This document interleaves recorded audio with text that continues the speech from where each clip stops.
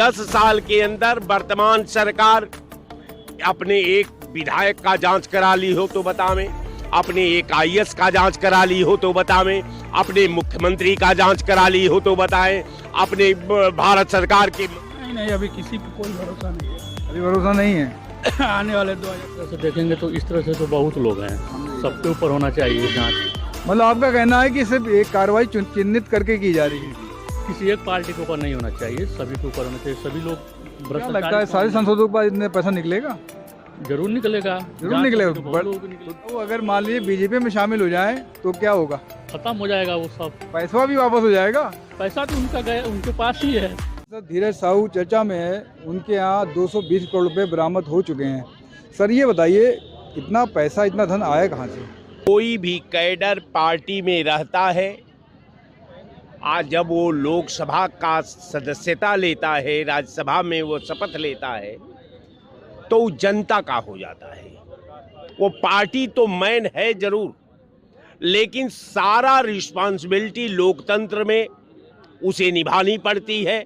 वो जनता के आवाज के रूप में, जनता का कार्य के रूप में, जनता का डेवलपमेंट के रूप में, जनता का निर्माण के रूप में, चूंकि वो समाज का प्रतिनिधित्व करता है, तब वो पार्टी का प्रतिनिधित्व नहीं करता।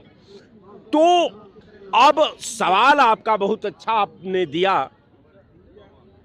कि उनके खिलाफ जो है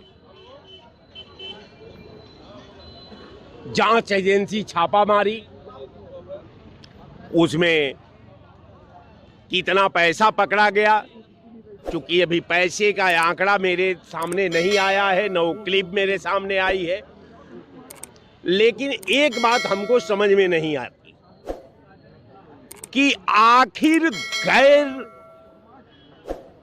भाजपा नेताओं के यहाँ ही छापा क्यों पड़ता है?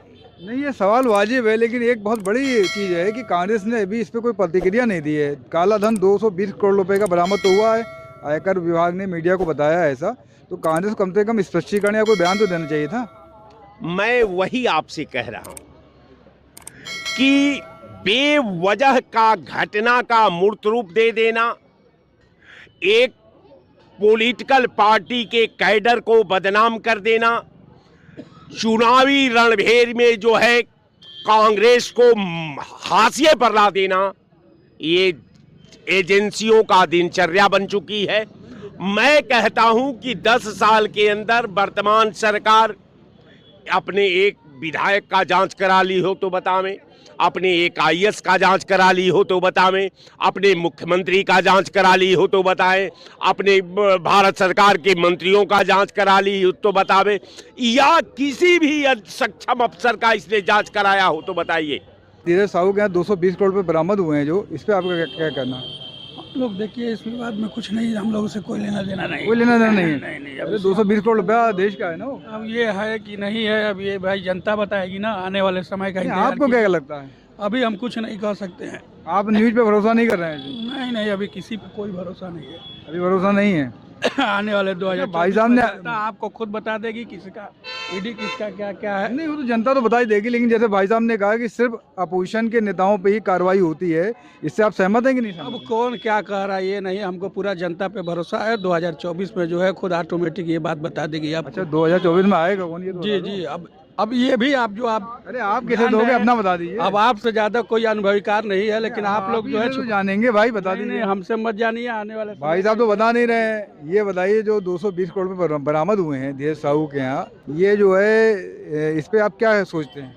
अगर इस तरह से देखेंगे तो इस तरह से तो बहुत लोग हैं, सबके ऊपर होना चाहिए जांच। मतलब आपका कहना है कि सिर्फ एक कार्रवाई चिन्हित करके की जा रही है, किसी एक पार्टी के ऊपर नहीं होना चाहिए, सभी के ऊपर होना चाहिए। सभी लोग क्या लगता है सारे सांसदों के पास इतने पैसा निकलेगा? जरूर निकलेगा, जरूर निकलेगा। तो बहुत लोग तो निकलेगा। देश का तो समस्या यहीं से हल हो जाएगा। निकलेगा ही, मोदी जी तो बोले ही थे कि हम काला धन लाएंगे, तो यही तो काला धन है, अच्छा काला धन आ रहा है यही है। लेकिन ये काला धन कुछ ही जगह से निकल रहा है, आपका कहना है? अभी अब पूरी तरह से जांच होगी तो और निकलेंगे। अच्छा इसका चुनाव में भी निकलेंगे, पक्ष में भी अच्छा निकलेंगे। दोनों जाने के लिए दोनों। मतलब ये आपका कहना है कि चाहे सांसद इधर का हो चाहे उधर का, काला बाजारी कर रहा है, काला नोट दोनों के पास है, ऐसा नहीं सबके पास है ना? हाँ। अच्छा लेकिन पक्ष का होगा, विपक्ष का जांच हो रहा है, पक्ष का हो नहीं रहा है। जिस दिन पक्ष का भी होने लगेगा तो फिर वो उनकी निकालेंगे। ये बताइए, धीरज साहू अगर मान लीजिए बीजेपी में शामिल हो जाए तो क्या होगा? खत्म हो जाएगा वो सब। पैसा भी वापस हो जाएगा? पैसा तो उनका गया, उनके पास ही है, जैसे कि वहाँ महाराष्ट्र में हुआ था। नहीं, आयकर विभाग वाला पैसा लेके चला जाता है ना साथ में, ये होता है। हाँ, वो लेके चला जाता है, लेकिन बच तो जाएंगे ना, कोई उनके ऊपर आरोप नहीं लगेगा। फिर ये हो जाएगा कि हाँ वो सत्ता पक्ष के साथ हैं, कार्रवाई उस तरह से नहीं होगी, सब बंद हो जाएगा अपने आप, जैसे महाराष्ट्र में हुआ था अजित मतलब पवार आपको लग रहा है वॉशिंग मशीन है बीजेपी के बाद करप्शन की? देखिए सब लोग करते हैं, नहीं कि बीजेपी ही करती है, सही करते हैं। कांग्रेस आएगी तो वो भी तो वही करेगी। ऐसा नहीं है कि मोदी इस कर रहे हैं। हिसाब से बात भाई साहब, चाहे ये आए चाहे वो आए, बात एक ही रहेगी ना? भ्रष्टाचार कोई खत्म नहीं कर पाएगा, खत्म वो नहीं तो होगा। हमेशा रहेगा। हाँ, ये मुद्दा बनेगा भ्रष्टाचार, जरूर बनेगा। तो इससे तो कांग्रेस को नुकसान होगा ना? धीरज साहू के जनता तो देखेगी ही नहीं, नुकसान तो होगा ही, वो तो कांग्रेस को नुकसान होगा ना इस मुद्दे से। जरूर होगा।